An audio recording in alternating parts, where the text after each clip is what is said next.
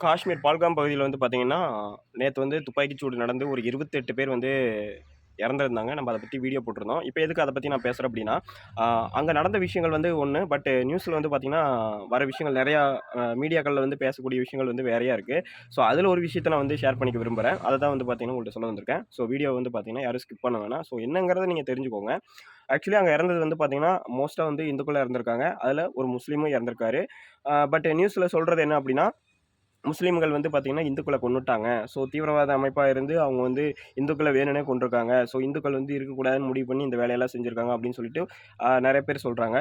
But நான் ஒரு விஷயத்த சொல்லிக்கிறேன். அந்த பால்காம் பகுதியில இருக்கிறது எல்லாமே மோஸ்ட்டா வந்து பார்த்தீங்கன்னா, முஸ்லீம்கள் தான் இருக்காங்க. அடிபட்டவங்க வந்து 12 பேரு. அந்த 12 பேத்துக்கு வந்து பார்த்தீங்கன்னா, உதவி செஞ்சதே வந்து பார்த்தீங்கன்னா, அந்த முஸ்லீம் நண்பர்கள் தான். அவங்க இருந்து அடைக்கலம் கொடுக்கல அப்படின்னா, கண்டிப்பா வந்து பார்த்தீங்கன்னா, அவங்க வந்து இன்னும் வந்து பயங்கர இன்னல்களுக்கு ஆளாக்கியிருப்பாங்க. அதாவது இந்துக்கள் வந்து இன்னும் பயங்கர கஷ்டப்பட்டுருப்பாங்க அந்த இடத்துல.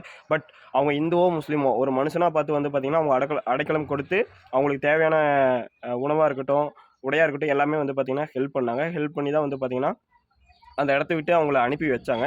இப்போ வரைக்கும் வந்து பார்த்தீங்கன்னா, அங்க ஒரு பதட்டமான சூழ்நிலை வந்து நிலவிட்டு வந்துட்டுருக்கு. காஷ்மீர்ல வந்து பார்த்தீங்கன்னா, அந்த ஒரு இடம் மட்டும் தான் வந்து சுற்றுலா தலமா நல்லா பயங்கரமா வந்து ஃபேமஸா வந்துட்டு இருந்தது. இப்ப அந்த இடத்துலயும் வந்து பார்த்தீங்கன்னா, ஒரு அச்சுறுத்தல் வந்து ஏற்படுத்திட்டு அவங்க பாட்டுக்கு போயிட்டாங்க. இதுக்கு வந்து இந்தியா வந்து அதாவது தக்க பதிலடி தரும்னு சொல்லிட்டு வந்து பார்த்தீங்கன்னா, எதிர்பார்க்கப்பட்ட நிலையில இன்னைக்கு வந்து பார்த்தீங்கன்னா, ஆ அந்த எதிரி பாகிஸ்தான் நாட்டுக்குள்ளேயே புகுந்து அவங்கள அடிக்கிறதுக்கு வந்து பார்த்தீங்கன்னா, பிளான் பண்ணியிருந்தாங்க. இது நடக்குது, நடக்கல. அது வந்து செகண்டரி. பட் அத விட்டுட்டு வந்து பார்த்தீங்கன்னா, இந்துக்கள முஸ்லீம் அழிக்கணும், முஸ்லீம்கள இந்துக்கள் அழிக்கணும்னு சொல்லிட்டு மாத்தி, மாத்தி வந்து பார்த்தீங்கன்னா, ப்ளேம் பண்ணக்கூடாது. நம்மள எல்லாத்தையுமே வந்து ப்ளேம் பண்ணி தான் நெறைய இடத்துல வச்சிருக்காங்க.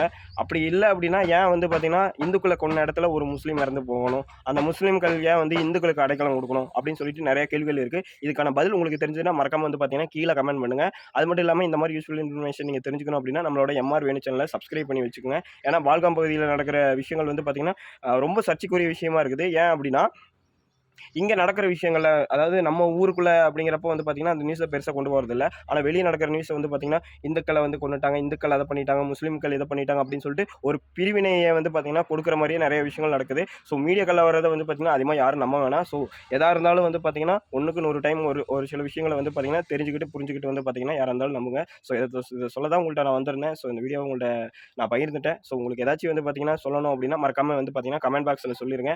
ஸோ பாய் பாய்.